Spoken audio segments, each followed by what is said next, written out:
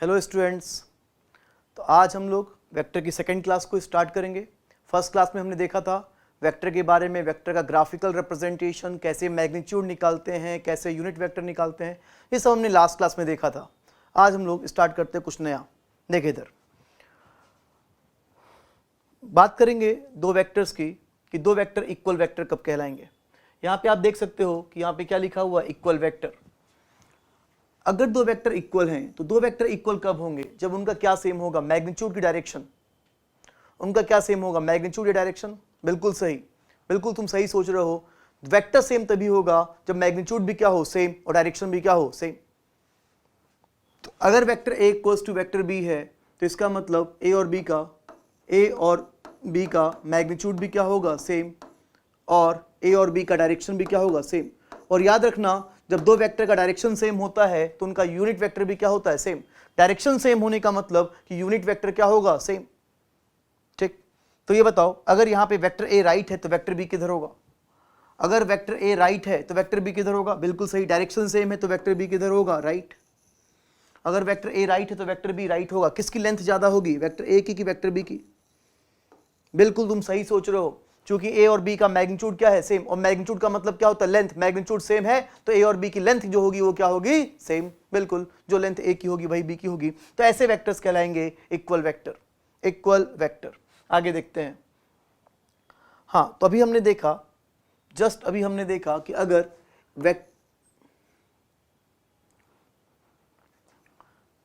हमने देखा कि दो वेक्टर अगर सेम है तो उनका मैग्नीट्यूड भी सेम होगा, उनका मैग्नीट्यूड भी सेम होगा और उनका डायरेक्शन सेम होगा। और जब डायरेक्शन सेम होता है तो यूनिट वेक्टर क्या होता है, सेम। अभी हमने ऊपर देखा, पीछे देखा। अगर ये बताओ, अगर vector A equals to minus, अगर यहाँ पे माइनस आ जाए तो माइनस के आने से किस पे फर्क पड़ेगा, मैग्नीट्यूड पे, डायरेक्शन पे? जब माइनस नहीं था तो मैग्नीट्यूड भी सेम था, डायरेक्शन भी सेम था। अब माइनस के आने से किस में बदलाव आएगा, मैग्नीट्यूड में कि डायरेक्शन में? बोलो बोलो। बिल्कुल सही, बिल्कुल सही। माइनस के आने से मैग्नीट्यूड में कोई चेंज नहीं आएगा। माइनस का रोल जो होगा वो किसमें होगा, डायरेक्शन में। हमने लास्ट क्लास में भी देखा था कि माइनस के आने से डायरेक्शन क्या होता है, रिवर्स। तो अगर ए इक्वल टू माइनस बी है तो अभी भी मैग्नीट्यूड क्या होगा, सेम, लेकिन डायरेक्शन जो होगा अपोजिट। तो यहाँ पे ए कैप इक्वल टू क्या होगा, माइनस बी कैप। तो यहाँ पर देखो, ए कैप मतलब ए का यूनिट वेक्टर मतलब ए का डायरेक्शन, माइनस का मतलब यहाँ पे क्या है, अपोजिट, और बी कैप का मतलब बी का यूनिट वेक्टर मतलब बी का डायरेक्शन। तो इसका मतलब क्या होगा कि ए का डायरेक्शन अपोजिट होगा किसके, बी के डायरेक्शन के। तो अगर यहाँ वेक्टर ए राइट है तो वेक्टर बी किधर होगा, राइट या लेफ्ट? बिल्कुल सही, लेफ्ट होगा। किसकी लेंथ ज्यादा होगी, ए की बी की? बिल्कुल सही सोच रहे हो, ए और बी की। चूंकि यहाँ पे ए और बी का मैग्नीट्यूड सेम है तो ए और बी की लेंथ क्या होगी, सेम। अगर वेक्टर ए राइट है तो वेक्टर बी किधर होगा, लेफ्ट। अगर वेक्टर ए राइट है तो बिल्कुल जो वेक्टर बी होगा वो किधर होगा, लेफ्ट होगा। ठीक है, तो ये क्या था हमारा, नेगेटिव वेक्टर। इक्वल वेक्टर देखा, नेगेटिव वेक्टर देखा। आगे बढ़ते हैं, अब हम लोग बात करेंगे पैरेलल वेक्टर की। तो पैरेलल वेक्टर की बात करें अगर हम लोग, देखिए, तो पैरेलल वेक्टर, दो वेक्टर पैरेलल कब कहलाएंगे, जब दो वेक्टर का डायरेक्शन सेम होगा। अगर वेक्टर्स का डायरेक्शन सेम हो तो ऐसे वेक्टर्स क्या कहलाएंगे, पैरेलल वेक्टर। तो यहां पर देखो, अगर अभी हमने देखा if vector A is equals to vector B, अभी जस्ट ऊपर देखा कि अगर वेक्टर सेम है तो उसका मैग्नीट्यूड भी क्या होगा, सेम, और डायरेक्शन भी सेम होगा, मतलब उसका यूनिट वेक्टर जो होगा वो क्या होगा, सेम। अभी हमने जस्ट ऊपर देखा। अब बताओ, अगर यहां पर 2 आ जाए, अगर यहां पे 2 आ गया, 2, तो 2 का रोल किसमें होगा, मैग्नीट्यूड में, डायरेक्शन से? 2 के आने से क्या डबल होगा, मैग्नीट्यूड या डायरेक्शन? जल्दी बताओ, 2 के आने से क्या डबल होगा, मैग्नीट्यूड या डायरेक्शन? बिल्कुल सही, 2 के आने से क्या डबल होगा, मैग्नीट्यूड। क्या डायरेक्शन डबल हो सकता है क्या? क्या पॉसिबल है क्या कि ईस्ट डबल होके नॉर्थ हो जाएगा या साउथ डबल होके वेस्ट हो जाएगा, ऐसा कुछ है क्या? नहीं, डायरेक्शन डबल नहीं होगा। डबल को क्या होगा, मैग्नीट्यूड। बिल्कुल सही, मैग्नीट्यूड डबल होगा। तो जब यहां पे 2 नहीं था तो मैग्नीट्यूड सेम था, डायरेक्शन क्या था, सेम। अब यहां पे 2 आ गया तो 2 के आने से मैग्नीट्यूड क्या हो जाएगा, डबल। डायरेक्शन अभी भी क्या होगा, सेम, और डायरेक्शन सेम है मतलब ए का यूनिट वेक्टर और बी का यूनिट वेक्टर क्या होगा, सेम। अगर यहां पे 3 है, अगर यहां पर 3 होगा तो यहां भी कितना होगा, 3। अगर 3 टाइम्स तो कितना होगा, 3। अगर यहां 4 तो यहां कितना होगा, 4। अगर यहां पे 1/2 है तो यहां भी कितना होगा, 1/2। बिल्कुल, अगर यहां 1/2 तो यहां भी कितना होगा, 1/2। ए का मैग्नीट्यूड बी का मैग्नीट्यूड क्या होगा, हाफ। सिमिलरली अगर यहां पे m होगा, मान लो कि वेक्टर a इक्वल्स टू, अगर मैंने बोल दिया कि vector a equals to m times vector b है, तो इसका मतलब a का मैग्नीट्यूड b के मैग्नीट्यूड का, a का मैग्नीट्यूड b के मैग्नीट्यूड का क्या होगा, m टाइम्स, और a का यूनिट वेक्टर और b का यूनिट वेक्टर क्या होगा, सेम, मतलब a का डायरेक्शन और b का डायरेक्शन क्या होगा, सेम। तो अगर यहाँ पे वेक्टर a राइट है तो वेक्टर b भी किधर होगा, अगर वेक्टर a राइट है तो वेक्टर b भी किधर होगा, राइट। और क्या a और b की लेंथ सेम होगी क्या, अगर वेक्टर a राइट है तो वेक्टर b भी किधर होगा, राइट। तो क्या a और b की लेंथ सेम होगी, नहीं, a और b की जो लेंथ है वो सेम नहीं होगी। ऑब्वियसली अगर ये 2 है, अगर ये 2 है तो a का लंबाई b की लंबाई की क्या होगी, डबल। अगर ये 5 है तो लेंथ क्या होगी, 5 टाइम्स। अगर ये m है तो लेंथ क्या होगी, m टाइम्स। तो vector a equals to m times vector b। और जब दो वेक्टर पैरेलल होते हैं तो उनके बीच का जो एंगल होता है वो क्या कहलाता है, 0 डिग्री, 0 डिग्री। तो क्लियर हो गया।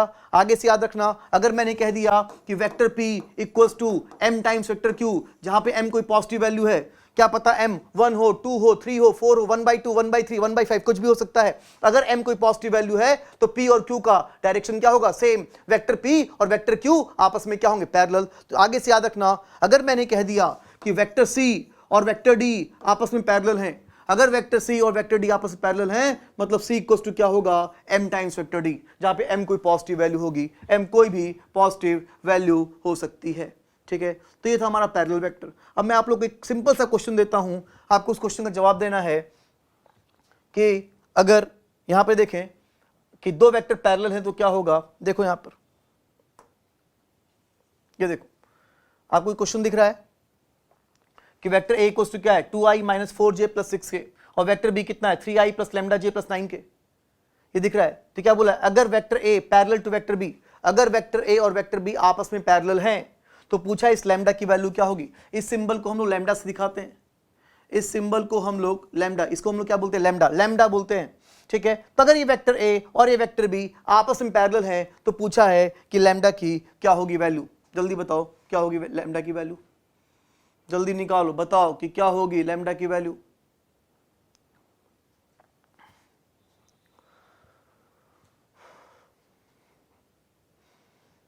ठीक है, चलो आप वीडियो को रोक कर भी आप आंसर दे सकते हैं।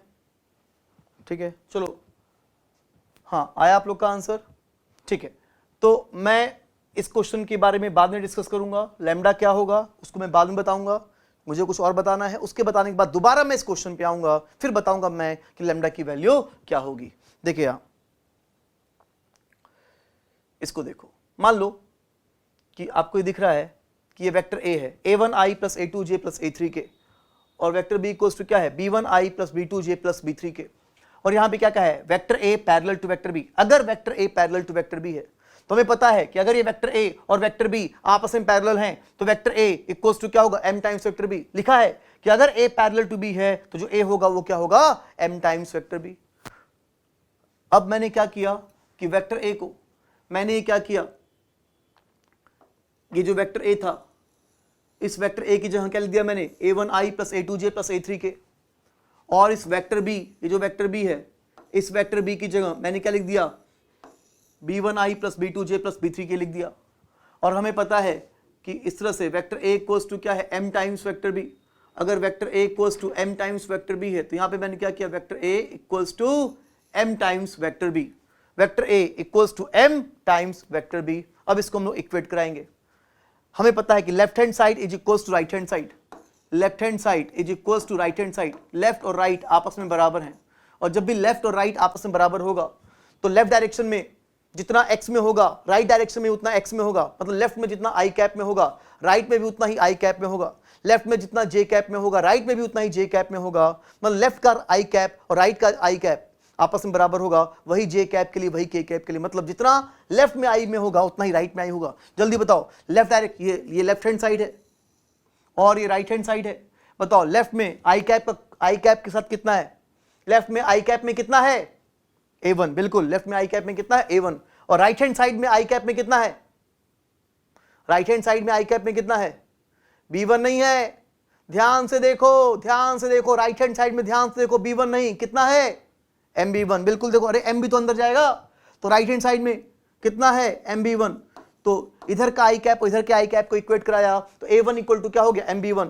सिमिलरली लेफ्ट में जे कैप में कितना है A2 और राइट में जे कैप में कितना है MB2, तो A2 इक्वल टू कितना हो गया MB2। जे कैप और जे को कंपेयर कराया तो A2 इक्वल टू कितना हो गया MB2। लेफ्ट में के कैप में कितना A3 और राइट में के कैप में कितना MB3, के कैप और के कैप को इक्वेट कराओगे तो A3 इक्वल टू क्या हो जाएगा MB3। बिल्कुल सही, A3 इक्वल टू क्या हो जाएगा MB3।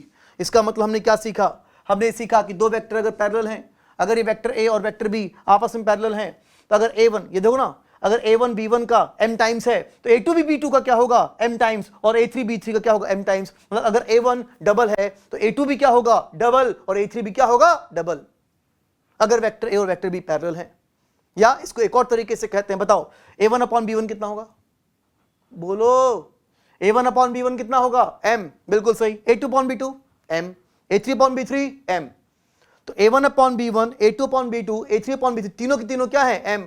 मतलब A1 अपॉन B1, इसका मतलब यही हुआ कि A1 upon B1, A2 upon B2, A3 upon B3 तीनों इक्वल है किसके m के, और हमें पता है कि m क्या है एक पॉजिटिव वैल्यू। तो अपने आप में एक फार्मूला बन गया। इस फार्मूले को आप लोग को याद रखना है, इसको आपको हमेशा के लिए याद रखना है क्या, कि कंडीशन याद रखना कि अगर ये दो वेक्टर हैं, अगर ये पैरेलल होंगे तो x वाले का रेशियो y वाले का रेशियो z वाले का रेशियो इक्वल होगा, और रेशियो कैसा होगा पॉजिटिव। इक्वल तो होगा ही होगा लेकिन साथ साथ रेशियो पॉजिटिव भी होगा, ये ध्यान रखना, ठीक है। तो ये आपको लिखना है सब कुछ, अभी नहीं, अभी इसके बाद हम लोग अपोजिट वेक्टर भी पढ़ेंगे।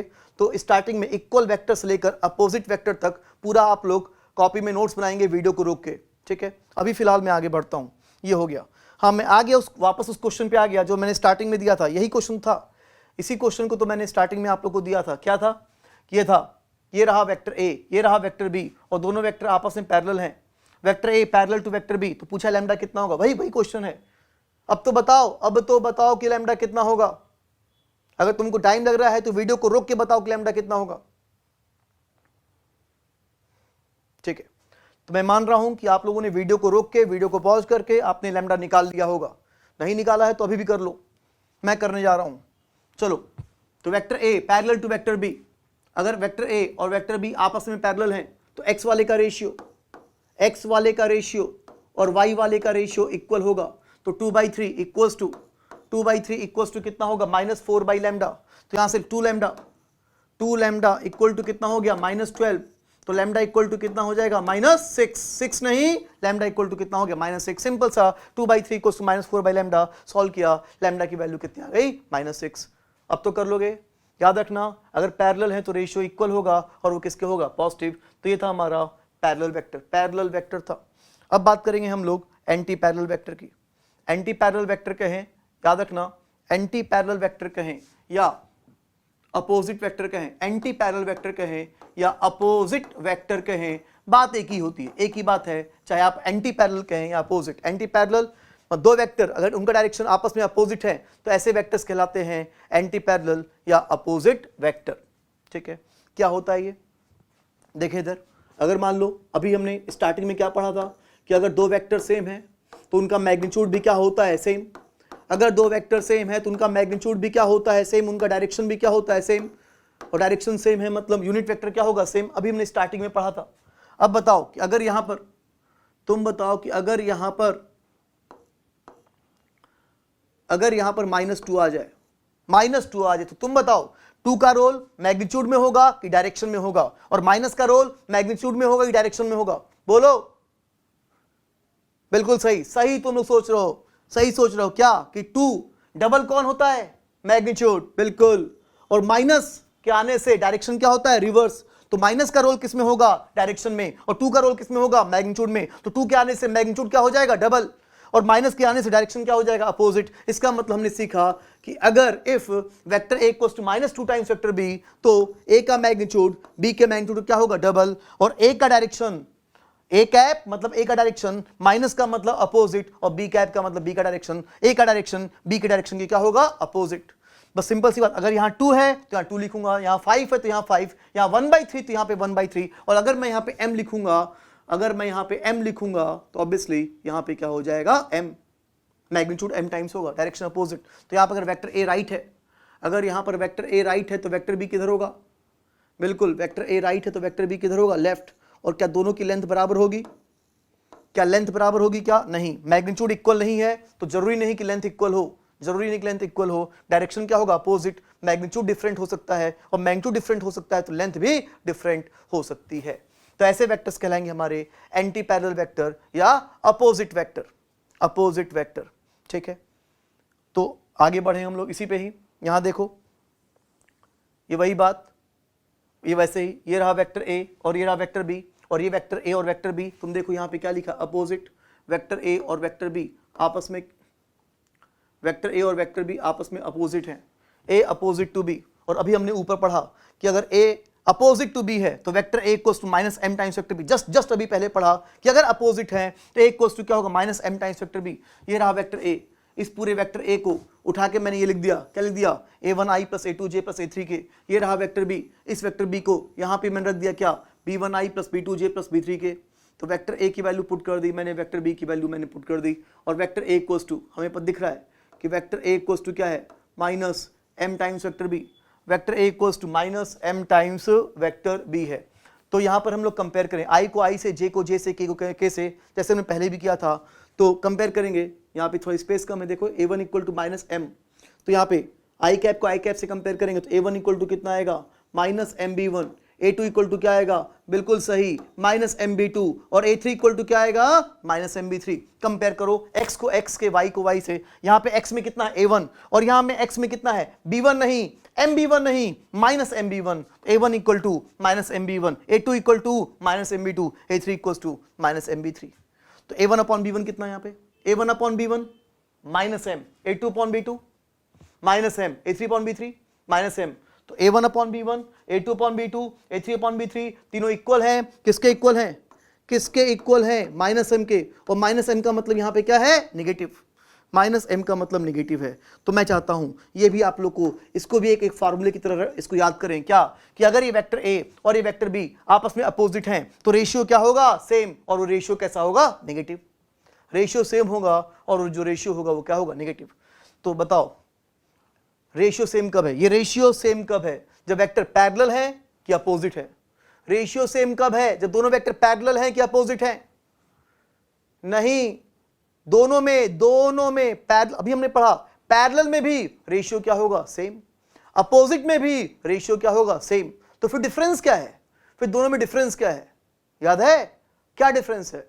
डिफरेंस ये है कि अगर पैरेलल है तो रेशियो तो सेम होगा लेकिन रेशियो पॉजिटिव होगा, और अपोजिट में भी रेशियो तो सेम होगा लेकिन रेशियो कैसा होगा? नेगेटिव। ये डिफरेंस है। मैं फिर से रिपीट करता हूं, आप लोग भूल जाते हो।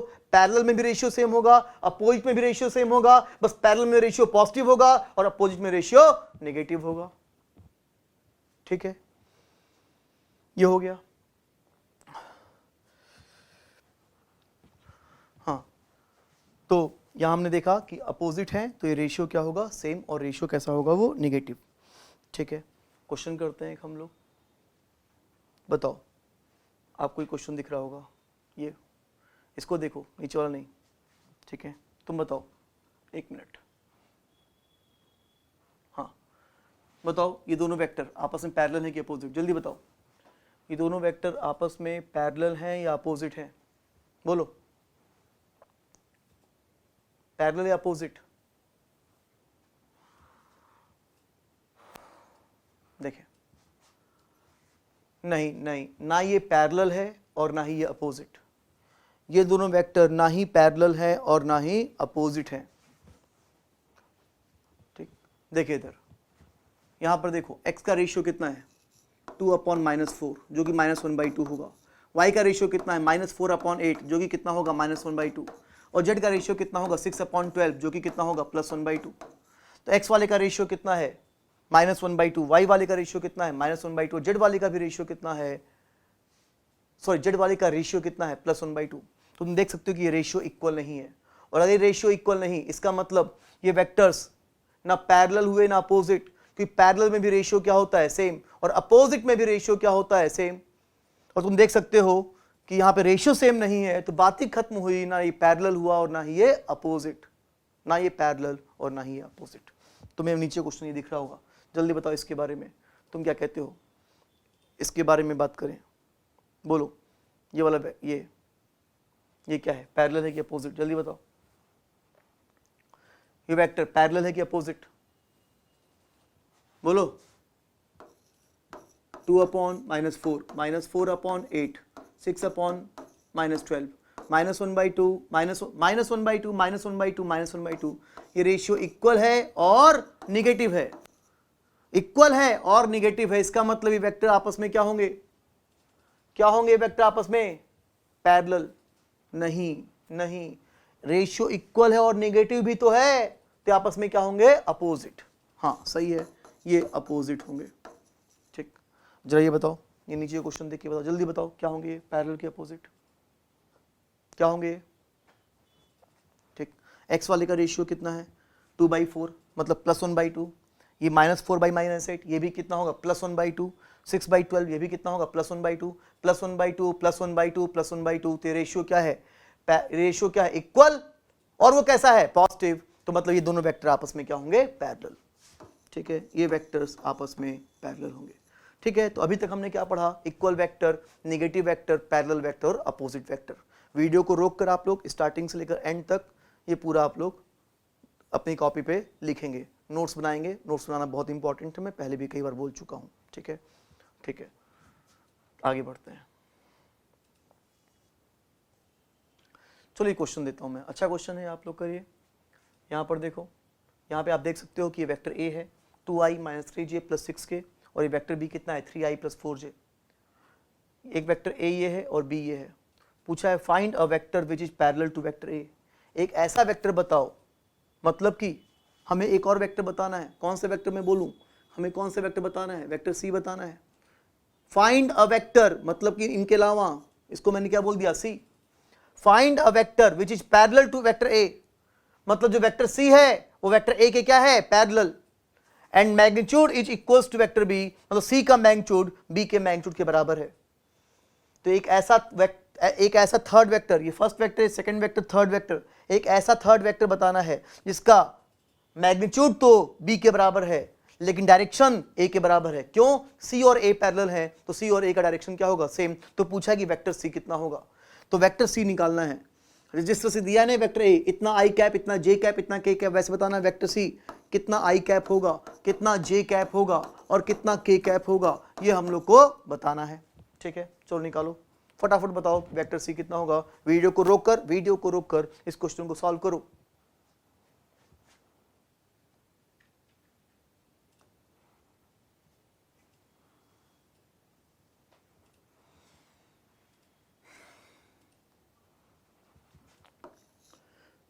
ठीक है, मैं ये मान रहा हूं कि आपने वीडियो को रोक के इस क्वेश्चन को सॉल्व कर लिया होगा। अब मैं इसको सॉल्व करने जा रहा हूं। देखो इधर, ये रहा वेक्टर सी। क्वेश्चन में कह रहा है कि वेक्टर सी पैरेलल है ए के। जब दो वेक्टर पैरेलल होते हैं मतलब उन दोनों का डायरेक्शन क्या होगा, सेम। और जब डायरेक्शन सेम होता है तो यूनिट वेक्टर क्या होता है, सेम। मतलब सी का यूनिट वेक्टर और ए का यूनिट वेक्टर आपस में क्या होगा, सेम। मतलब सी कैप इक्वल टू क्या होगा, A cap. C cap equal to A cap ये होगा। और सी का मैग्नीट्यूड बी के मैग्नीट्यूड के बराबर है, मतलब C cap is equals to क्या होगा, सॉरी, सी का मैग्नीट्यूड बी के मैग्नीट्यूड के बराबर है। किसी वेक्टर को निकालने के लिए हमें दो चीज़ चाहिए होती हैं। क्या चाहिए, एक उसका मैग्नीट्यूड और दूसरा उसका यूनिट वेक्टर। एक उसका मैग्नीट्यूड और दूसरा यूनिट वेक्टर।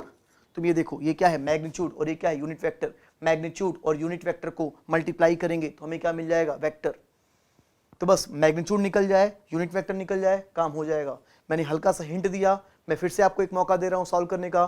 चलो सॉल्व नहीं कर पाए, जल्दी सॉल्व करो इसको, वीडियो को रोक के।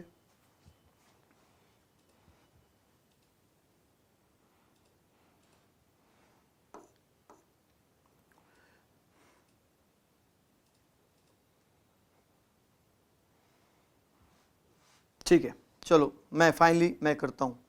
देखिए इधर, ए कैप यूनिट वेक्टर कैसे निकालते हैं, वेक्टर को डिवाइड कर देंगे उसी के मैग्नीट्यूड से, क्या निकल जाएगा, यूनिट वेक्टर। तो वेक्टर ए कितना है, 2i - 3j + 6k, और उसका मैग्नीट्यूड कितना है, 7। डिवाइड कर दिया तो ये क्या हाँ, इसका मैग्नीट्यूड कितना है, 7। तुम कहोगे लास्ट क्लास में भी आप इसी तरह का वेक्टर दे रहे थे, बार बार आप इसी तरह का वेक्टर दे रहे हैं। मैं जानबूझ के ऐसे वेक्टर देता हूं कि इससे कि आपका कैलकुलेशन कम से कम हो। मेरा काम है आपको फिजिक्स सिखाना कैलकुलेशन तो आप अपना प्रैक्टिस से सही कर लोगे, आप लोग प्रैक्टिस करके। मेरा काम है कि मैं अधिक से अधिक आपका कॉन्सेप्ट क्लियर कर सकूं, अधिक से अधिक आपको फिजिक्स समझा सकूं। मैंने जानबूझ के ऐसा वेक्टर लिया है जिससे कि आपको ये ऑलरेडी याद है कि इसका मैग्नीट्यूड कितना है 7, इसका मैग्नीट्यूड कितना है 5, जिससे कि आपका कैलकुलेशन में टाइम कम से कम बर्बाद हो। हाँ, तो मैं ये कह रहा था वेक्टर को डिवाइड कर दिया इसके मैग्नीट्यूड से, क्या निकल गया? Unit vector. और ए कैप निकल गया, मतलब क्या निकल गया? C cap. जो यूनिट वेक्टर ए का होगा वही किसका होगा? सी का। एक काम तो ये हो गया। अब चलो बी का मैग्नीट्यूड निकालते हैं। तो बी का मैग्नीट्यूड क्या होगा? बी का मैग्नीट्यूड निकालें तो क्लियर है कि बी का मैग्नीट्यूड कितना होगा? 5। और जो बी का मैग्नीट्यूड होगा वही सी का मैग्नीट्यूड हो गया। तो सी का यूनिट वेक्टर निकल गया, सी का मैग्नीट्यूड निकल गया। अब हमें निकालना है कि वेक्टर सी कितना है। अब हमें ये जानना है कि ये वेक्टर सी कितना है। चलो ये वेक्टर सी निकालते हैं। तो वेक्टर सी इक्वल्स टू क्या होगा? मैग्नीट्यूड को मल्टीप्लाई करेंगे यूनिट वेक्टर से। मैग्नीट्यूड कितना है? 5। और यूनिट वेक्टर कितना है? 2i - 3j + 6k upon 7। ये आंसर आ गया, ये आ गया आंसर। यही तो क्या हो गया? Vector C. चाहो तुम इसको ऐसे छोड़ दो या 5 को अंदर ले जाओ, क्या होगा? 10i 15j 630k। ये आ गया, हमारा आंसर आ गया। इस तरह से हमने ये वेक्टर सी निकाल लिया। समझ गए? बहुत अच्छे, ठीक है। यहां पे देखो, ये क्या है? को प्लेनर वेक्टर। सिंपल सा है। को प्लेनर वेक्टर मतलब ऐसे वेक्टर्स, ऐसे वेक्टर जो सेम प्लेन में हो, सेम प्लेन में हो तो ऐसे वेक्टर्स क्या कहलाएंगे? को प्लेनर वेक्टर। सिंपल चीज है, कुछ खास बात नहीं है। अगर वेक्टर सेम प्लेन में हो तो ऐसे वेक्टर्स क्या कहलाएंगे? को प्लेनर वेक्टर, सेम प्लेन में हो। ठीक है, याद रहेगा, सिंपल चीज है। फिर यहाँ पे देखें क्या लिखा है? नल वेक्टर या जीरो वेक्टर। नल वेक्टर कहें या जीरो वेक्टर कहें, बात एक ही है। मतलब एक ऐसा वेक्टर जिसका मैग्नीट्यूड जीरो हो, एक ऐसा वेक्टर जिसका मैग्नीट्यूड जीरो हो, क्या कहलाएगा? Null vector. नल वेक्टर कहलाएगा, याद रखना। एक ऐसा वेक्टर जिसका मैग्नीट्यूड जीरो हो वो नल वेक्टर कहलाएगा। और चूंकि मान लो कोई वेक्टर ए है, मान लो कोई वेक्टर ए है और उसका मैग्नीट्यूड जीरो है। अगर कोई वेक्टर ए है और उसका मैग्नीट्यूड जीरो है, तो चूंकि ये जीरो है इसलिए इसका डायरेक्शन डिफाइन नहीं कर सकते। डायरेक्शन डिफाइन करने के लिए वेक्टर की कुछ ना कुछ वैल्यू होनी चाहिए। अगर वेक्टर जीरो है तो उसका डायरेक्शन डिफाइन नहीं किया जा सकता। लिखा भी हुआ है, its direction can not be defined, can not be defined. ठीक है, इसके डायरेक्शन को हम लोग डिफाइन नहीं कर सकते। Its direction can not be defined. ठीक है, तुम देख लो, मान लो कि तुम ऐसा कह सकते हो कि मान लो कि ये कोई बॉडी है और इस बॉडी पे दो फोर्स लग रहा। एक फोर्स मैं इधर लगा रहा हूँ 5 न्यूटन का, एक फोर्स मतलब तुम इधर लगा रहे हो 5 न्यूटन का। दोनों लोग मिलकर, फोर्स क्या होता है? वेक्टर। एक फोर्स इधर लग रहा है 5 न्यूटन का, एक फोर्स इधर लग रहा है 5 न्यूटन का। 5 और 5 दोनों मिलकर टोटल फोर्स क्या देंगे?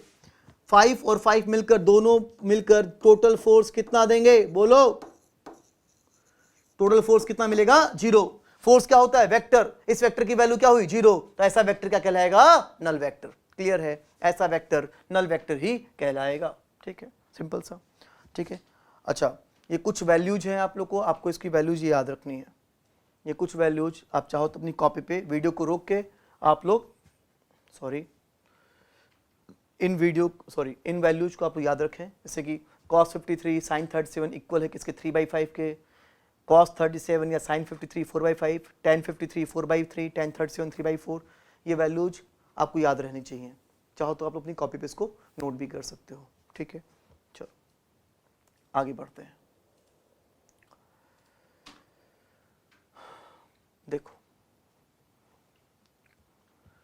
ठीक है, हम लोग क्या पढ़ने जा रहे हैं? Resolution of vectors. ये क्या होता है? किसी वेक्टर के कंपोनेंट्स को पता करना कहलाता है रिजोल्यूशन ऑफ वेक्टर।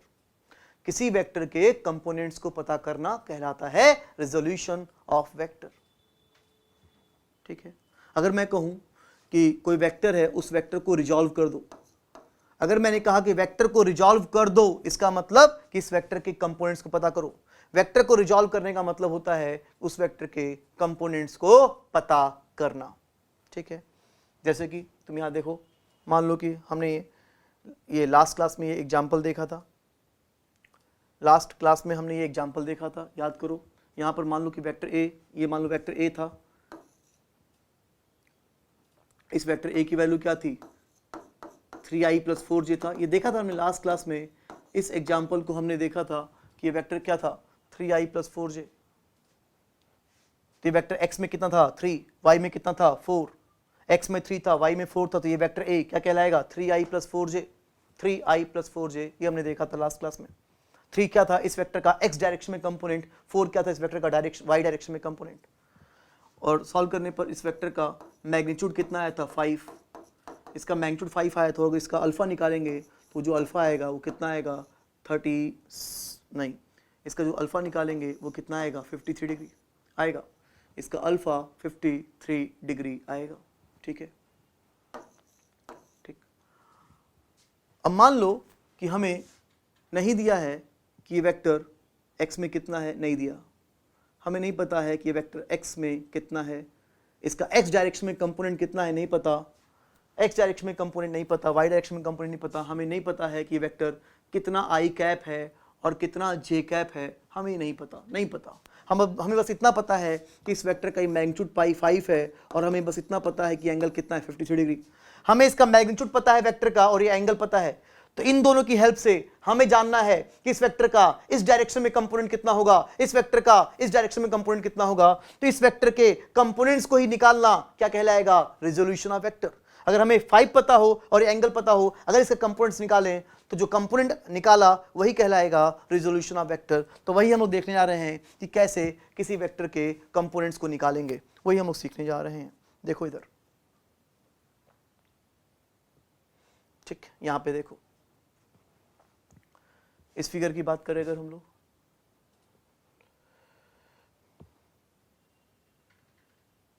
थोड़ा बड़ा कर दे रहा हूं,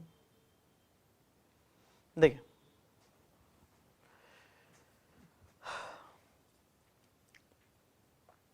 ये वेक्टर a है जिसका मैग्नीट्यूड कितना है a। एक चीज मेरी बात ध्यान सुनना, लास्ट क्लास में ये सिंबल किसका था, वेक्टर का, और ये सिंबल किसका था, मैग्नीट्यूड का।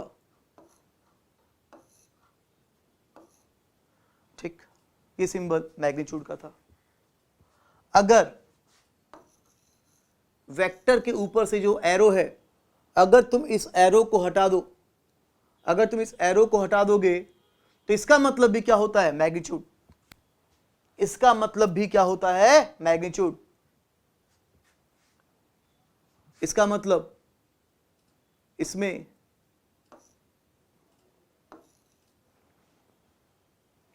देखो, इसका मतलब इसमें और इसमें कोई डिफरेंस नहीं है, दोनों सेम चीज है, दोनों सेम चीज है, याद रखना इस बात को।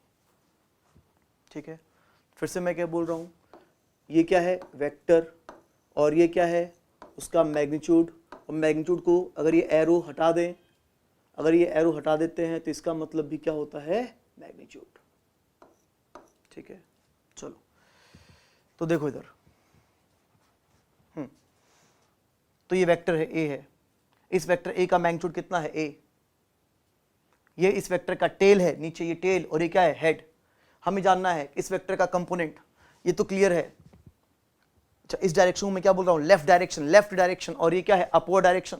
इस वेक्टर का दो कंपोनेंट होगा, एक लेफ्ट डायरेक्शन में होगा और एक अपवर्ड में होगा, एक लेफ्ट में होगा और एक अपवर्ड में होगा। तो हमने क्या किया, इसके हेड से मैंने यहां पर एक परपेंडिकुलर ड्रॉप किया, इसके हेड से यहां पर हमने एक परपेंडिकुलर ड्रॉप किया, ऐसे इसके हेड से मैंने यहां पर एक परपेंडिकुलर ड्रॉप किया, हेड से यहां परपेंडिकुलर ड्रॉप किया, हेड से मैंने यहां परपेंडिकुलर ड्रॉप किया। तो ये टेल है, टेल से लेकर यहां तक की जहां पे परपेंडिकुलर ड्रॉप हुआ है, जहां परपेंडिकुलर गिरा है, तो टेल से लेकर यहां तक की जो लंबाई होगी, ये लंबाई जिसको मैंने a1 से दिखाया है, वो कहलाएगा इसका लेफ्ट डायरेक्शन में कंपोनेंट। सिमिलरली इसके हेड से हमने यहां परपेंडिकुलर गिरा, यहां परपेंडिकुलर ड्रॉप किया, तो टेल से लेकर यहां तक की जो लंबाई होगी जिसको मैंने a2 से दिखाया है, ये a2 कहलाएगा इसका अपवर्ड डायरेक्शन में कंपोनेंट। तो इस तरह से हमने लेफ्ट डायरेक्शन में कंपोनेंट दिखाया, ये लेफ्ट डायरेक्शन में कंपोनेंट हुआ, दिख रहा है, ये कितना हुआ a1 और ये कितना हुआ a2। a1 नहीं दिया है, a2 नहीं दिया है, a1 a2 निकालना है, दिया सिर्फ क्या है, a दिया है और थीटा दिया है। इसका मैग्नीट्यूड a दिया है और थीटा दिया कि एंगल कितना है, a और थीटा की हेल्प से हमें जानना है कि लेफ्ट में जो कंपोनेंट a1 है वो कितना है और ऊपर जो कंपोनेंट a2 है वो कितना है, ये हमें निकालना है। ठीक है, समझिए कंपोनेंट कैसे निकालना होगा। हेड से परपेंडिकुलर ड्रॉप करेंगे तो टेल से यहां तक की लंबाई लेफ्ट डायरेक्शन में कंपोनेंट, टेल से लेकर यहां तक की लंबाई अपवर्ड डायरेक्शन में कंपोनेंट। तुम देख सकते हो कि ये क्या है, राइट एंगल ट्रायंगल। अच्छा एक चीज और, अगर ये A2 है तो सामने ये भी तो कितना होगा, A2। अगर ये A2 है तो ये भी सामने जो होगा वो कितना होगा, A2 ही होगा। अब यहाँ पे तुम देखो कि क्या बन रहा है, राइट एंगल ट्रायंगल। ये एक राइट एंगल ट्रायंगल बन रहा, तो हम लोग यहाँ पर क्या लगा सकते हैं, पाइथागोरस थ्योरम को लगा सकते हैं, या सॉरी पाइथागोरस थ्योरम नहीं, ये A1 और ये A2। यहाँ पर देखो साइन कॉस थीटा कितना होगा, इस राइट एंगल ट्रायंगल में देखो तो कॉस थीटा कितना होगा, बेस अपॉन हाइपोटेन्यूज। तो कॉस थीटा की वैल्यू कितनी होगी, A1 upon A। Cos theta base upon hypotenuse, तो कॉस थीटा कितना, A1 अपॉन A। तो A1 इक्वल टू कितना आ गया, A cos theta. A1 equal to कितना आ गया, A cos theta. Similarly sine theta क्या होगा, perpendicular upon hypotenuse. Sine theta perpendicular कितना है, A2, और हाइपोटेन्यूज कितना A। साइन थीटा कितना होगा, A2 अपॉन A। तो A2 इक्वल टू कितना होगा, A साइन थीटा। हमें A मालूम था, थीटा मालूम था, उसकी हेल्प से A1 निकाल लिया, A2 निकाल लिया। A1 की वैल्यू कितनी आ गई, A1 की वैल्यू कितनी आ गई, A कॉस थीटा, और A2 की वैल्यू कितनी आ गई, A साइन थीटा। A1 आ गया A कॉस थीटा, और A2 की जो वैल्यू आई वो कितनी आ गई, A साइन थीटा। आ गया कंपोनेंट, लेफ्ट में इतना, ऊपर इतना। देख लो तुम फिगर को ठीक से, cos theta base upon hypotenuse, sin theta perpendicular upon hypotenuse, A1 A cos theta, A2 A sin theta. आगे कंपोनेंट बस हो गया, मतलब हमने इस वेक्टर को रिजॉल्व कर दिया। ठीक है, तुम देखो यहां पे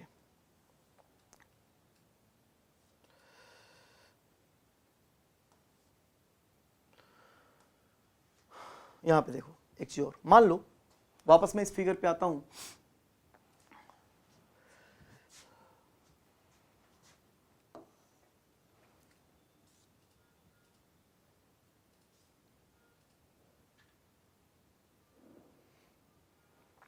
हाँ देखो इधर, ये वही वेक्टर A है, मान लो ये वही वेक्टर A है। इस वेक्टर का दो कंपोनेंट होगा, एक लेफ्ट में होगा और एक ऊपर होगा। लेफ्ट वाले कंपोनेंट को लेफ्ट में होगा और ऊपर होगा। तो लेफ्ट वाले कंपोनेंट को हमने A1 कहा, और अपवर्ड जो कंपोनेंट है उसको हमने A2 कहा। लेफ्ट वाले को A1 कहा, ऊपर क्या कहा, A2। यहां हमने क्या यूज किया, थीटा। इस एंगल को थीटा कहूंगा तो एंगल कितना होगा, 90 माइनस थीटा। 90 माइनस थीटा, तो इस 90 माइनस थीटा को मैं दिखा रहा हूं अल्फा से, इस एंगल को मैं बोल रहा हूं अल्फा। मैं चाहता हूं कि आंसर में अल्फा है, जैसे इस आंसर में थीटा आया वैसे मैं चाहता हूं कि इस आंसर में क्या है, अल्फा। देख लो, तुम्हें पता है कि अगर ये A1 है, अगर ये A1 है तो ऊपर इसकी लंबाई भी तो कितनी होगी, A1। और ये तो क्लियर ही है कि इसका मैग्नीट्यूड कितना A। तो इस राइट एंगल ट्रायंगल में तुमने देखो कॉस अल्फा क्या होगा, कॉस अल्फा क्या होगा, बेस अपॉन हाइपोटेन्यूज। तो यहाँ पे कॉस अल्फा लगाया, cos alpha is equals to base upon hypotenuse. तो कॉस अल्फा इक्वल्स टू कितना होगा, A2 अपॉन A। और कॉस अल्फा अगर A2 अपॉन A होगा तो A2 इक्वल टू कितना हो जाएगा, A कॉस अल्फा। तो इस तरह से A2 की वैल्यू कितनी हो गई, A कॉस अल्फा। A2 कितना हो गया, A कॉस अल्फा। ऐसे ही अगर हम लोग साइन अल्फा लगाएं तो साइन अल्फा जो होगा वो क्या होगा, परपेंडिकुलर अपॉन हाइपोटेन्यूज। यहाँ देखो sine alpha perpendicular upon hypotenuse, A1 upon A। तो साइन अल्फा की वैल्यू जो होगी वो कितनी होगी, A1 अपॉन A। ये साइन अल्फा हुआ A1 अपॉन A। तो A1 इक्वल टू कितना हो गया, A साइन अल्फा। तो यहाँ से जो A1 की वैल्यू आई, यहाँ से जो A1 की वैल्यू आई वो कितनी आ गई, A साइन अल्फा। ठीक है, तो यहाँ पे तुम देखो ऊपर कितना आया, A कॉस अल्फा, और लेफ्ट में कितना है, A साइन अल्फा। जब ध्यान से देखो, इसको देखो, इसको देखो, सेम क्वेश्चन है, बस यहाँ थीटा लिया है, यहाँ अल्फा लिया है। ये थीटा कहाँ से है, लेफ्ट से कि ऊपर से है, लेफ्ट से। और लेफ्ट में क्या है, कॉस साइन, कॉस। ये अल्फा किधर है, अल्फा कहाँ से लिया है, लेफ्ट से कि ऊपर से, ऊपर से। और ऊपर क्या है, कॉस साइन, कॉस। समझो जो मैं कहना चाह रहा हूं, थीटा मैंने लेफ्ट से लिया है और लेफ्ट कंपोनेंट में क्या आया है, कॉस। ये अल्फा मैंने ऊपर से लिया है और अपवर्ड कंपोनेंट में क्या आया है, कॉस। मतलब बस मैं ये कहना चाहता हूं कि जिधर एंगल होगा उधर क्या आएगा, कॉस। इधर देखो फिर से, जिधर एंगल होगा उधर क्या आएगा, कॉस। तो मैं चाहता हूं इसको आप लोग याद करें, इसको आप लोग याद कर लें क्या, कि जिधर एंगल होगा उधर कॉस होगा, और उसके परपेंडिकुलर डायरेक्शन में क्या आएगा, साइन। जिधर एंगल होगा उधर क्या आएगा, कॉस, और उसके परपेंडिकुलर डायरेक्शन में क्या आएगा, साइन। तो इससे क्या होगा कि हमें बार बार परपेंडिकुलर ड्रॉप करके ये sine theta equals to perpendicular upon hypotenuse, cos theta equals to base upon hypotenuse, ये सब करने की जरूरत नहीं रहेगी। सिंपल हम लोग बोलेंगे कि जिधर एंगल होगा उधर कॉस, उसके परपेंडिकुलर में क्या होगा साइन, और तुरंत तुरंत हमारा आंसर निकल जाएगा। याद रखना है इस बात को, ठीक है। जैसे कि एक एग्जांपल करेंगे वो क्लियर होगा। चाहो तो इसको आप अपनी कॉपी पे नोट कर सकते हो, वीडियो को रोक के इसको आप लोग अपनी कॉपी पे नोट कर सकते हो, ठीक है। चलो आगे बढ़ते हैं हम लोग। एक एग्जांपल करूंगा तो तुमको मेरी पूरी बात क्लियर होगी कि मैं बेसिकली क्या कहना चाहता हूं। यहां देखो,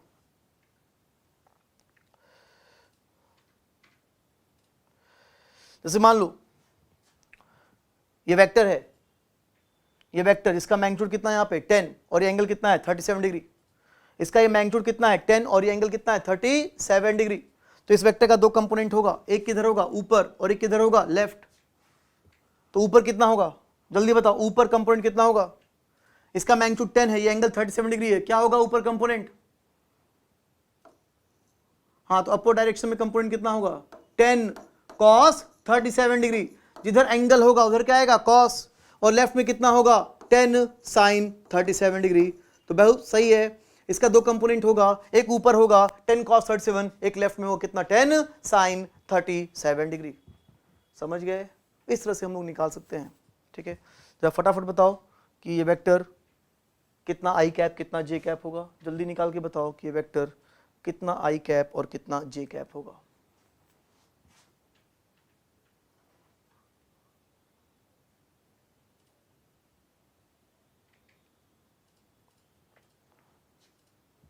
जल्दी बताओ।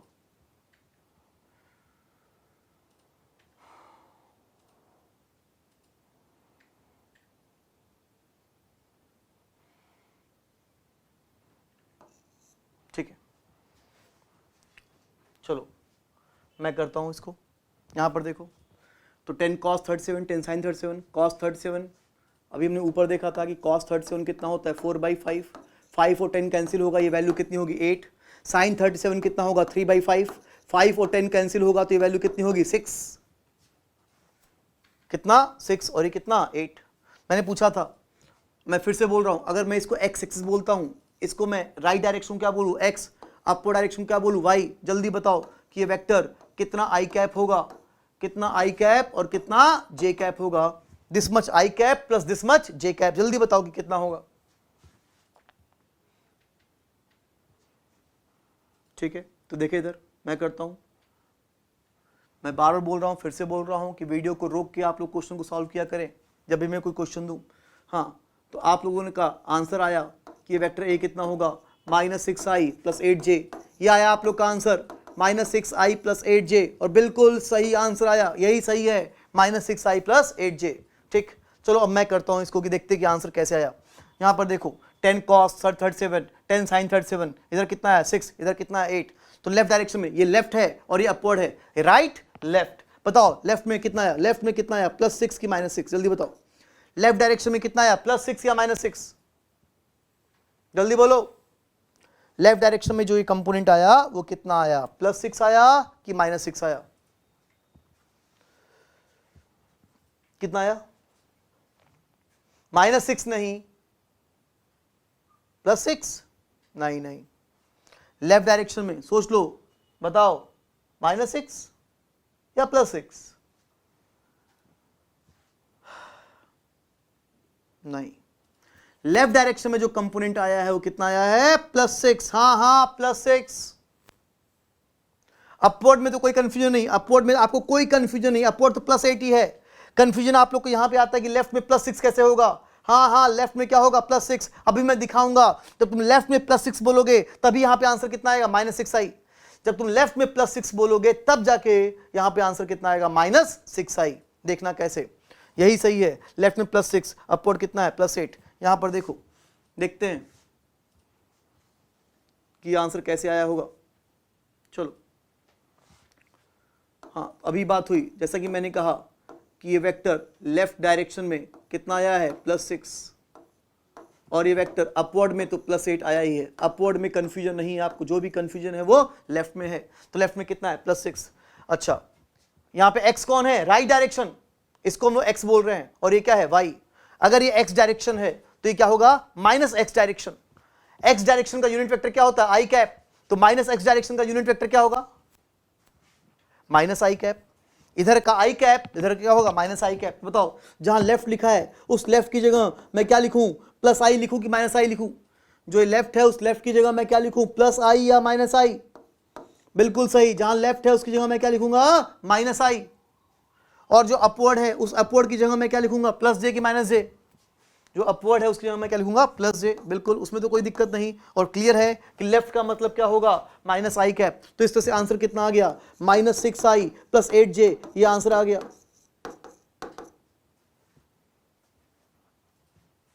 तुम देखो ये आंसर कब आया?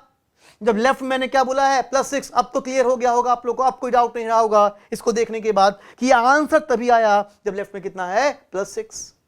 चाहो तो इसको नोट कर सकते हैं आप अपनी कॉपी पे।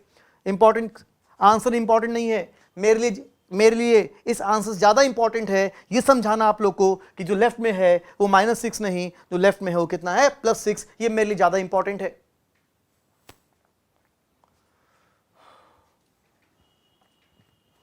ठीक है, तुम देख लो, अगर मैं यहां पे +6 की बजाय, अगर यहां मैं +6 की बजाय मैं -6 कर दूं तो सब गड़बड़ हो जाएगा। अगर +6 की जगह मैं यहां पर -6 करता हूं, +6 की जगह मैं -6 करता हूं तो सब गड़बड़ हो जाएगा, सब गड़बड़ हो जाएगा। देखो, +6 की जगह मैंने क्या कर दिया? -6। और लेफ्ट की जगह क्या होगा? -i। और ये माइनस माइनस क्या हो जाएगा? प्लस। तो आंसर कितना आ गया? +6i + 8j। और ये तो आपको ही समझ में आ रहा है कि आंसर गलत है।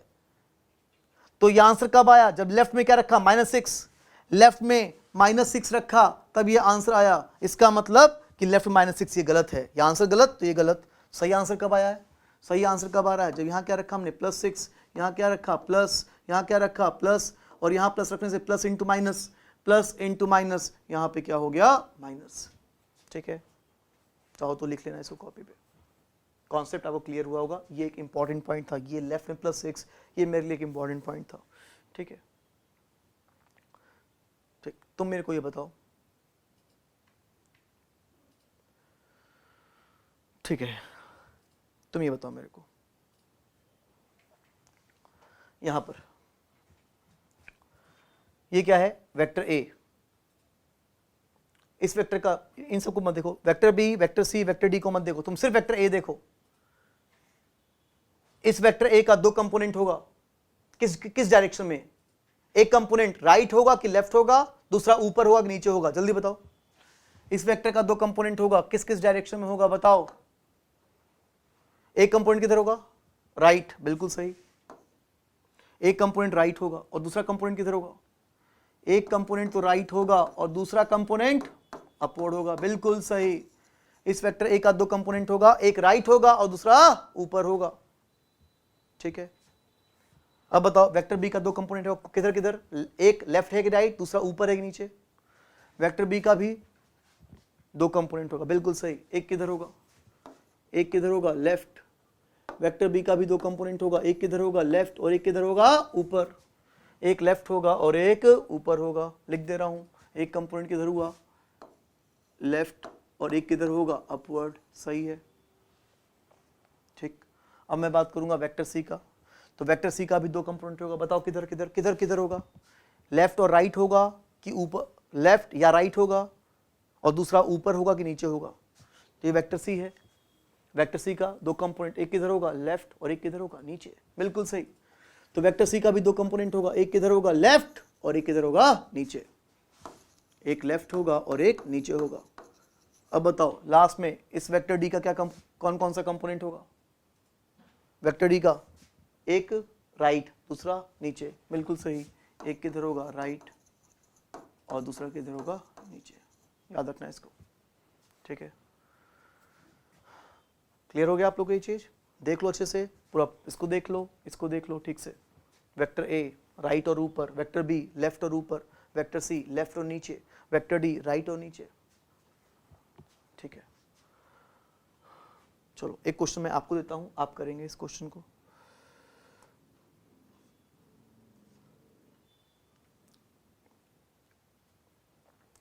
आपको क्वेश्चन दिख रहा होगा। मान लो ये वेक्टर है और लेट्स से वेक्टर 18 है, ये वेक्टर है और इस वेक्टर की जो वैल्यू है वो कितनी है 18। ये वेक्टर और इस वेक्टर की वैल्यू कितनी है 18 है और ये एंगल कितना है 32 डिग्री। आपको बताना है, ये तो क्लियर हो गया कि इस वेक्टर का दो कंपोनेंट होगा, एक इधर होगा लेफ्ट और एक इधर होगा नीचे। अभी देखा, एक लेफ्ट होगा और एक नीचे होगा। इसको मैं बोल रहा हूँ एक्स एक्सिस और इसको मैं क्या बोल रहा हूँ वाई एक्सिस। तो इस वेक्टर का दो कंपोनेंट होगा लेफ्ट और नीचे। तो मुझे सिर्फ लास्ट आंसर नहीं चाहिए कि इतना आई कैप इतना जे कैप, मुझे सब कुछ चाहिए। मुझे जान मान लो इस वेक्टर को मैं वेक्टर ए बोलूँ तो आपको बताना है कि ये वेक्टर लेफ्ट में कितना होगा। आपको बताना है, ये तो कन्फर्म है कि इस वेक्टर का दो कंपोनेंट होगा, एक लेफ्ट होगा और एक नीचे होगा। आपको बताना है कि लेफ्ट में कितना होगा और नीचे कितना होगा। फिर उसके बाद आपको लिखना है लेफ्ट की जगह प्लस आई या माइनस आई, वो सोच लेना। डाउन की जगह प्लस जे या माइनस जे। फिर फाइनली आंसर देना इतना आई कैप और इतना जे कैप। जल्दी करो बताओ कि वेक्टर कितना आई कैप कितना जे कैप।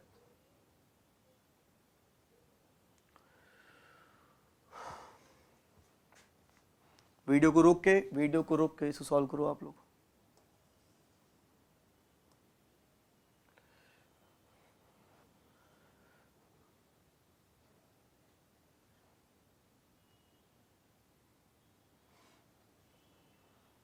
ठीक है,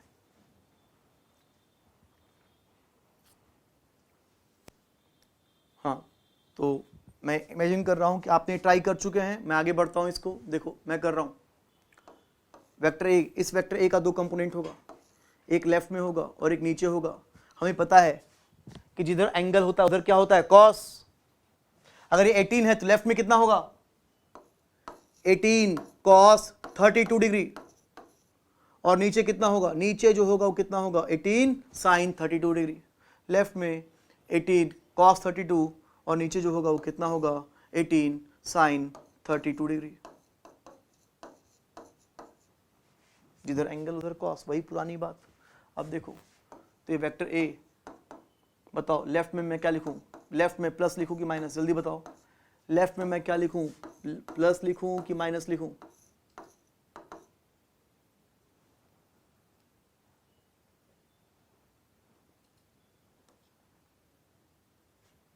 बताओ लेफ्ट डायरेक्शन में क्या लिखूं मैं, प्लस कि माइनस। क्या होगा यहां बोलो। और डाउनवर्ड में मैं क्या लिखूं, प्लस कि माइनस। दो कंपोनेंट है, लेफ्ट है और नीचे। Left 18 cos 32, downward 18 sin 32। बोलो यहां पे लेफ्ट में क्या लिखूं, प्लस कि माइनस, और नीचे क्या लिखूं, प्लस कि माइनस। बिल्कुल सही सोच रहे हो। लेफ्ट में भी क्या होगा प्लस और नीचे भी क्या होगा प्लस। अभी समझाया था इस वेक्टर का दो कंपोनेंट होगा, लेफ्ट में भी क्या होगा प्लस और नीचे भी क्या होगा प्लस। लेफ्ट वाला भी प्लस नीचे भी प्लस। अब उसको आगे बढ़े हम लोग, वो अलग बात है कि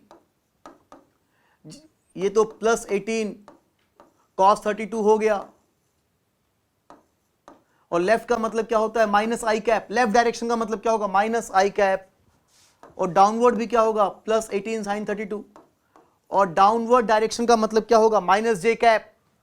तो डाउनवर्ड की जगह मैंने क्या लिख दिया माइनस जे कैप। आंसर आ गया। तो वेक्टर ए इक्वल टू कितना आ गया minus 18 cos 32 degree I cap minus 18 sine 32 J cap. ये आप लोग का आंसर आया होगा। ठीक है, मेरे लिए इस आंसर से ज्यादा इंपॉर्टेंट है ये जो ऊपर लिखा गया है कि इतना लेफ्ट और इतना नीचे। सही है, ठीक है। चलो मैं आपसे एक चीज और पूछता हूं। यहां पे आ जाओ।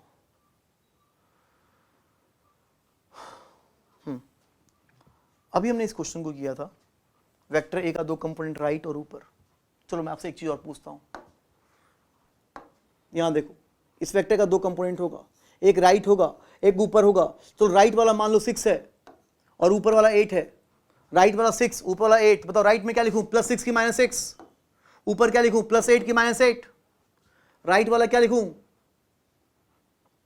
बिल्कुल राइट वाला भी क्या होगा प्लस 6 और ऊपर वाला भी क्या होगा प्लस 8। राइट वाला भी क्या होगा +6 और ऊपर वाला भी राइट वाला भी +6 और ऊपर वाला भी कितना होगा +8। इस वेक्टर का दो कंपोनेंट। ठीक है, चलो वेक्टर ए हो गया। वेक्टर बी की बात करो, ऐसे मैं बोल दे रहा हूं कि वेक्टर बी का तो क्लियर है कि वेक्टर बी का दो कंपोनेंट होगा, एक किधर होगा लेफ्ट और एक किधर होगा ऊपर। ऐसे ही मैंने ऐसे ही समझाने के लिए मैं मान ले रहा हूं कि लेफ्ट में 11 है, लेफ्ट में 11 ऊपर 13 है, लेफ्ट में 11 है और ऊपर जो है वो कितना है 13। तो बताओ ये 11 13 मैंने मान लिया, तो बताओ लेफ्ट में क्या लिखूं +11 कि -11? बिल्कुल सही +11 और ऊपर +13, बिल्कुल सही, ऊपर कितना होगा +13। चलो वेक्टर सी की बात करें, वेक्टर सी की बात करें। वेक्टर सी का दो कंपोनेंट होगा, एक लेफ्ट में होगा और एक किधर होगा नीचे, लिखा भी हुआ है लेफ्ट में होगा और नीचे होगा। मैं मान लिया कि लेफ्ट में 15 है और नीचे 9 है, लेफ्ट में 15 है और नीचे 9, मैंने ये मान लिया मैंने लेफ्ट में 15 और नीचे 9। बोलो लेफ्ट में क्या लिखूं +15 कि -15? बिल्कुल +15 और नीचे +9। लेफ्ट में क्या होगा +15, नीचे क्या होगा +9। और लास्ट में इस वेक्टर डी की बात करता हूं मैं, इसमें वेक्टर डी की बात करूं तो वेक्टर डी का भी दो कंपोनेंट होगा, एक किधर होगा राइट और एक किधर होगा नीचे। मान लो राइट में मैं बोल दे रहा हूं 8, नीचे बोल दे रहा हूं 13, ऐसे बोल दे रहा हूं राइट में 8 नीचे 13। तो बताओ +8 की -8, +8 की -8 +8 और नीचे जो होगा नीचे +13 की -13 +13 +13, सब कुछ प्लस है, सब कुछ प्लस, कहीं माइनस नहीं। वेक्टर ए के राइट और ऊपर प्लस, वेक्टर बी का लेफ्ट वाला लेफ्ट में भी और अपवर्ड, लेफ्ट में भी प्लस और अपवर्ड में भी जो होगा वो क्या होगा प्लस। वेक्टर सी का भी दो कंपोनेंट लेफ्ट और नीचे, लेफ्ट में भी जो होगा वो क्या होगा प्लस और नीचे जो होगा वो भी क्या होगा प्लस। वेक्टर डी का दो कंपोनेंट राइट और नीचे, राइट में जो होगा वो भी क्या होगा प्लस और जो नीचे होगा वो भी क्या होगा प्लस। मैं ये नहीं कह रहा कि लेफ्ट डायरेक्शन का मतलब माइनस होता है, सॉरी लेफ्ट डायरेक्शन का मतलब प्लस होता है, मैं ये नहीं कह रहा। मैं कह रहा हूं लेफ्ट डायरेक्शन में जो है, जो वैल्यू है वो क्या है प्लस। लेफ्ट डायरेक्शन में कितना है +11, अपवर्ड में कितना है +13। ऐसे वेक्टर सी का लेफ्ट में कितना है +15 और नीचे कितना है +9, सबके सब क्या है प्लस प्लस प्लस। तुम इसको ठीक से देख लो, एक बार अच्छे से देख लो, ये एक इंपॉर्टेंट पॉइंट है। इस सब में आप लोग गलती करते हो, ध्यान से देखो इस चीज को। हो गया, ठीक है। चलो आज की क्लास का एक लास्ट क्वेश्चन और करते हैं जल्दी से। मान लो ये वेक्टर है, कुछ भी ले लो, इस वेक्टर, ये वेक्टर, इस वेक्टर को तुम 12 ले लो, 12 और ये एंगल तुम ले लो 38 डिग्री ले लो, 38 डिग्री ले लो। इसको x बोल दो, इसको y बोल दो। फटाफट बताओ कि कितना i कैप कितना j कैप, जल्दी करो, मुझे ये भी चाहिए। इस वेक्टर का दो कंपोनेंट होगा, एक राइट में होगा और एक नीचे होगा। तो मुझे बताना है कि राइट में कितना होगा, प्लस है कि माइनस, नीचे जो है वो कितना होगा प्लस या माइनस। राइट में प्लस की माइनस, नीचे प्लस या माइनस, फाइनली कितना आई कैप कितना जे कैप। जल्दी करो, वीडियो को रोक के।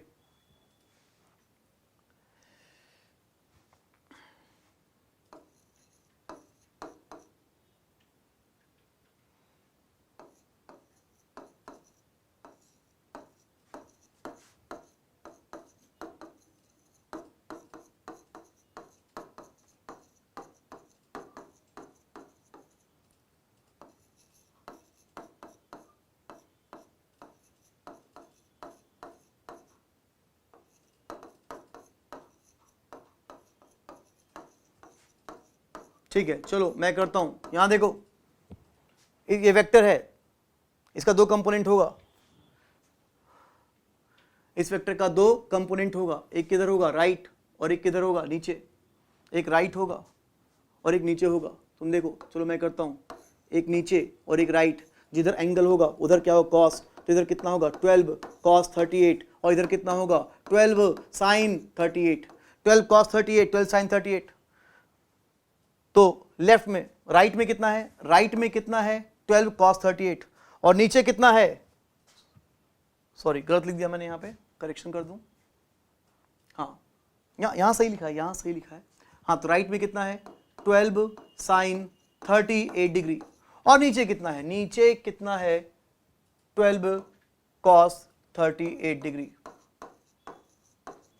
ठीक है, राइट वाला भी क्या है, राइट में जो है वो भी क्या है प्लस और नीचे जो है वो भी क्या है प्लस। अभी देखा, जो नीचे है वो भी कितना है प्लस। हाँ, अब राइट का मतलब क्या होगा, अब राइट डायरेक्शन का जो मतलब होगा, राइट डायरेक्शन की जगह क्या लिखेंगे +i और डाउनवर्ड की जगह क्या लिखेंगे, माइनस जे, डाउनवर्ड की जगह क्या लिखेंगे, माइनस जे। तो क्या हो गया 12 साइन 38 आई कैप और 12 कॉस 38 माइनस जे कैप। तो आंसर क्या हो जाएगा, इतना आई माइनस इधर ले जाओ तो माइनस 12 कॉस 38 जे कैप। इस तरह से इस क्वेश्चन का ये आंसर आ गया। ठीक है, तो ये हमारा कंप्लीट हुआ रिजोल्यूशन ऑफ वेक्टर। आज के लिए इतना ही, बाकी देखेंगे हम लोग नेक्स्ट क्लास में। नेक्स्ट क्लास में हम लोग क्या पढ़ेंगे, एडिशन ऑफ वेक्टर, कि कैसे दो वेक्टर्स को आपस में ऐड किया जाए, सम किया जाए। देखते हैं इसको नेक्स्ट क्लास में। आज के लिए इतना ही, ठीक है।